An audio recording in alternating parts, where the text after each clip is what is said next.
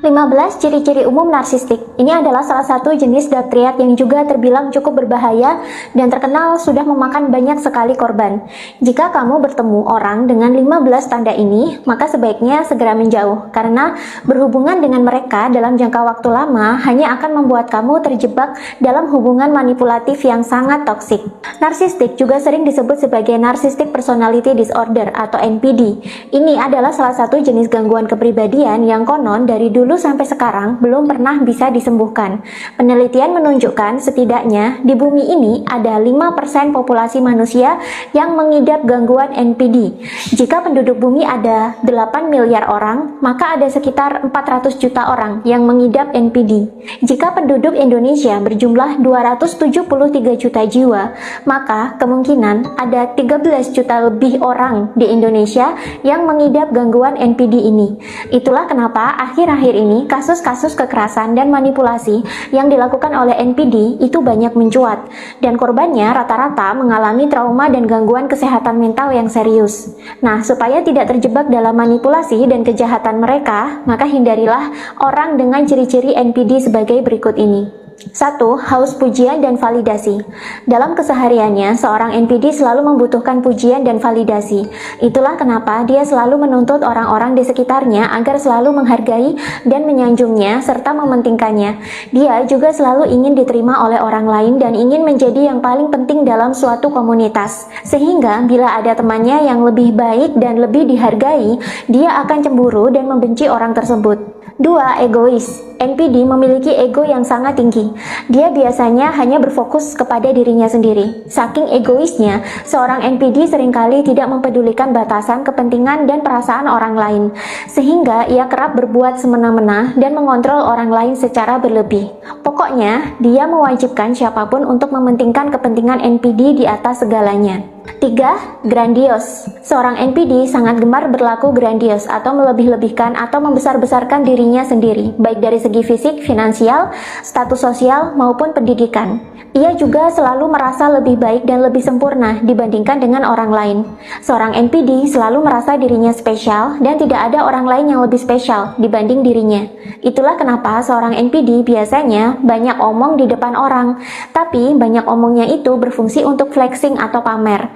Yang dipamerkan adalah segala hal dan pencapaian dalam dirinya sendiri sehingga orang takjub dan kagum. Ini 2 kali wali kota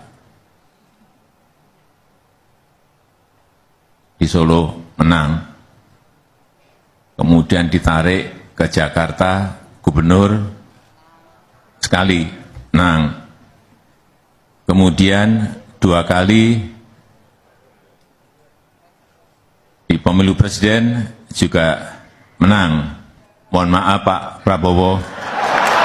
4. Merasa berhak mendapatkan segalanya. Seorang NPD selalu merasa dirinya berhak mendapatkan apapun di dunia ini.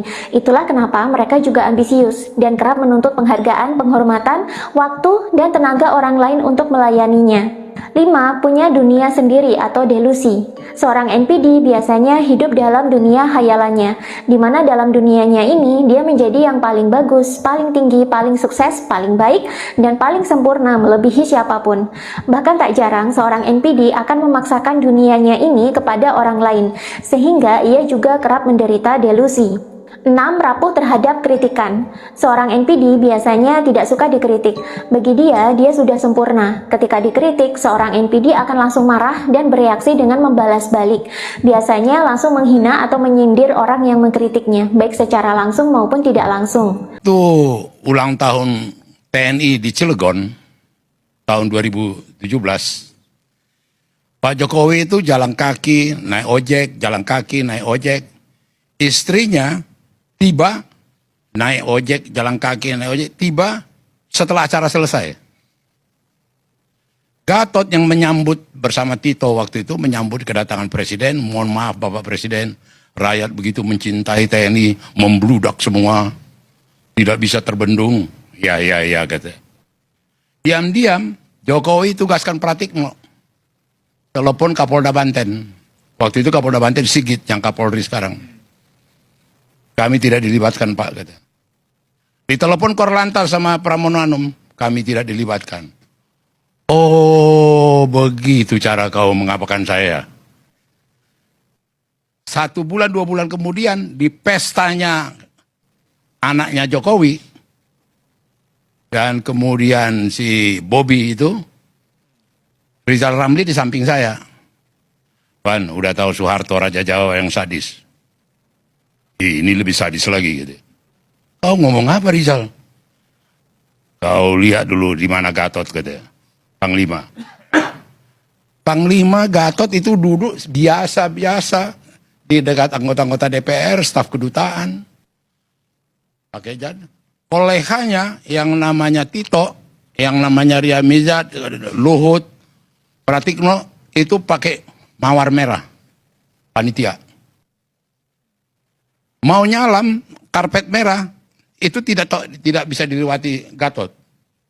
Dia berbaur menyalam. Waktu pulang mobilnya tidak bisa masuk. Bus. Istrinya duduk di kursi plastik. Aku bilang Airlangga, itu istri Panglima loh. Nunggu mobil, bus. Kami sama-sama naik bus. Terus aku bilang ke Rizal, game ini aku bilang.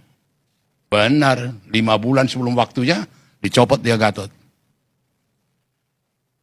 Dan jagonya Jokowi, dia pasang Muldoko. Tiba-tiba Muldoko dibikin berperan di pesta perkawinan itu. Itu style daripada Jokowi. 7. Manipulatif. Seorang NPD sangat suka memanfaatkan potensi dan sumber daya orang lain agar mau bekerja dan melayani dia.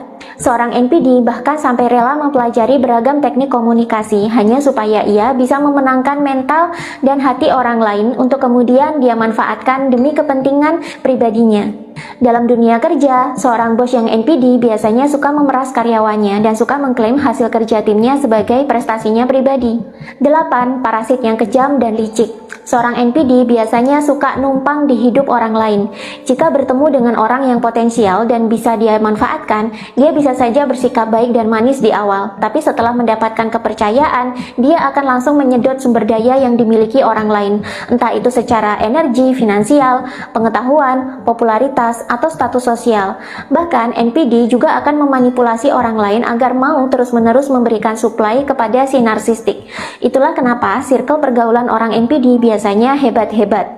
Awal mula dia akan pansos di situ, lama-lama dia akan memanipulasi orang lain agar tunduk kepadanya dan menjadi suplai baginya, sehingga segala sumber daya dan potensi mengalir ke narsistik. Mirip lintah yang menghisap darah inang gitu. 9. Nampak karismatik, positif, dan mempesona di awal. Seringkali seorang NPD itu nampak mempesona atau charming di awal bertemu orang. Dia nampak sangat pintar, bijaksana, dan karismatik sehingga orang kerap terkecoh. Tapi ketika kedoknya itu terbongkar, dia akan menunjukkan sifat aslinya yang buas dan jahat melebihi binatang liar. 10. Mengintimidasi orang lain.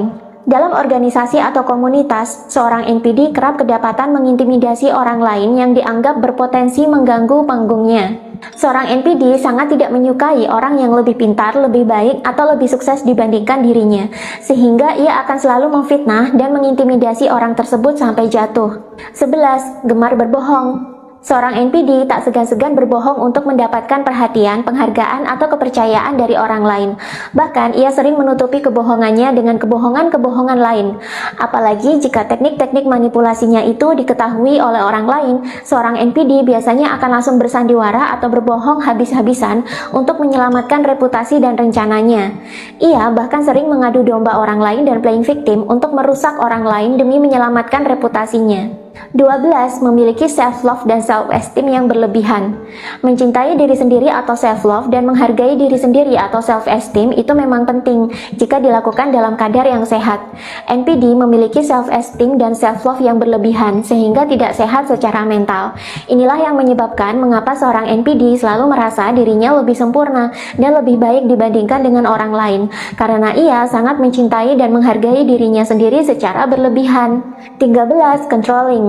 Seorang NPD biasanya juga suka mengontrol apapun. Dia merasa memiliki ilmu yang tinggi dan karismatik, sehingga ia merasa saran dan petunjuknya harus didengarkan dan dieksekusi orang lain. Bahkan ia juga kerap mengontrol hidup dan privasi orang lain. 14. Nampak alfa atau dominan. Seorang NPD kerap menjadi seorang alfa dalam komunitas. Dia akan tampil sebagai pusat perhatian, berbicara paling keras, paling lantang, dan tampak sangat berkualitas, atau paling berpendidikan, paling sukses, paling baik. Sehingga orang jadi terpesona dan berbondong-bondong menjadi pengikutnya. 15. Minim empati, bahkan tanpa empati sama sekali. Sama seperti daktriat lainnya, seorang NPD juga sangat minim empati, bahkan saking minimnya seolah-olah dia tidak memiliki empati dan hati nurani sama sekali. Inilah yang membuat NPD bisa bertindak sangat licik dan kejam, karena ia tidak memiliki kemampuan untuk merasakan perasaan orang lain atau empati. Sebisa mungkin, jangan terlibat hubungan apapun, karena ia adalah orang yang sangat manipulatif, licik, dan bisa menjadi psikopat kapan saja bila kemauannya tidak kita turuti. Dan biasanya NPD sangat menyukai empath, karena empath itu adalah tipe orang yang paling mudah dimanipulasi. Dan sebenarnya empath itu memiliki segudang potensi, hanya saja mereka cenderung malu dan tidak mau flexing. Potensi serta sumber daya inilah yang akan disedot oleh NPD setelah empath terjebak dalam hubungan yang toksik dengan para NPD. Sayangnya justru orang-orang seperti NPD dan tipe daktriat lah yang cenderung sukses dan menguasai segala aspek di bumi, mulai dari ekonomi hingga lingkungan. Mereka meraih kesuksesannya dengan cara memanipulasi orang-orang baik dan polos yang ada di bumi ini, sehingga mau bekerja untuk mereka dan menjadi suplai untuk kebutuhan dan kekayaan narsistik atau daktriat. Semea kan jadi SMK. Kejuruan. Susah nggak mudeng-mudeng. Kalau di SMA justru karena teman saya kan kelas 3, kelas 2, kelas 1 tahu semua karena saya tuh dulu juara umum, nggak sombong.